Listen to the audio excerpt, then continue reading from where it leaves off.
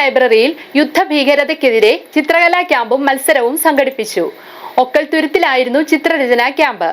പ്രശസ്ത arts influencer Shanavas മുടിക്കലായിരുന്നു camp director.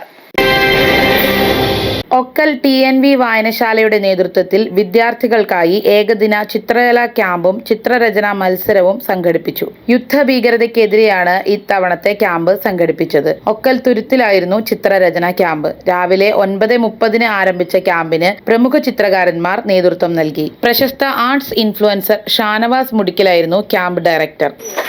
എല്ലാ വർഷവും വേനൽ അവധിക്കാലത്ത് കുട്ടികളുടെ ഒരു ആർട്ട് ക്യാമ്പ് നമ്മൾ ക്യാമ്പസ് സ്കൂൾ ഓഫ് ആർട്സ് സംഘടിപ്പിക്കാറുണ്ട്.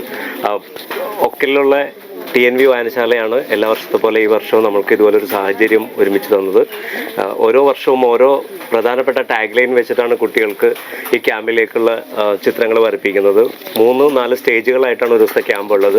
ഇന്ന് ഈ ക്യാമ്പിൽ നമ്മുടെ ടാഗ് ലൈൻ എന്ന് പറയുന്നത് ആൻറ്റി വാറാണ്. എന്താണ് ലോകത്ത് നടക്കുന്ന സംഭവവികാസങ്ങൾ എന്താണെന്ന് കുട്ടികളെ മനസ്സിലാക്കുകയും അതുപോലുള്ളൊരു മത്സരം കുട്ടികൾക്ക് വേണ്ടിയിട്ട് സംഘടിപ്പിക്കുകയും കുട്ടികളുടെ ചിത്രരചനാ രീതി ഈ സാമൂഹികമായ ചുറ്റുപാടിൽ എങ്ങനെയാണ് കുട്ടികൾ വരയ്ക്കേണ്ടതെന്ന് അവരെ ഉദ്ബോധിപ്പിക്കുകയാണ് നമ്മൾ ഇന്ന് ആൻറ്റി വാറായിട്ട് വിഷയത്തിൽ നമ്മൾ ചെയ്യുന്നത്. കഴിഞ്ഞ വർഷം നമ്മൾ മയക്കുമരുന്നിൻ്റെ വിഷയം കുട്ടികൾക്ക് ബോധവൽക്കരണം നടത്തിയിട്ട് വരയാണ് ലഹരി എന്ന രീതിയിലായിരുന്നു നമ്മൾ ചെയ്തിരുന്നത്.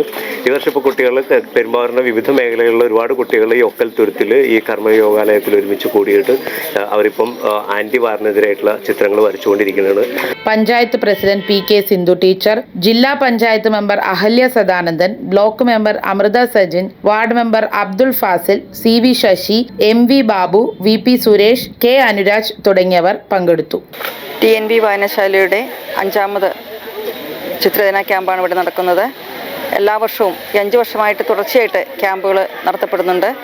അതോടൊപ്പം തന്നെ കഴിഞ്ഞ വർഷം നടത്തിയത് സീഡ് ഫാമിൽ വെച്ചിട്ടായിരുന്നു. വളരെ ഭംഗിയോടെ തന്നെയാണ് ഫാം നടത്തപ്പെട്ടത്. അതിൽ ഞാനും ഒരു അംഗമായിരുന്നു ആ ക്യാമ്പ് നടത്തിയപ്പോൾ.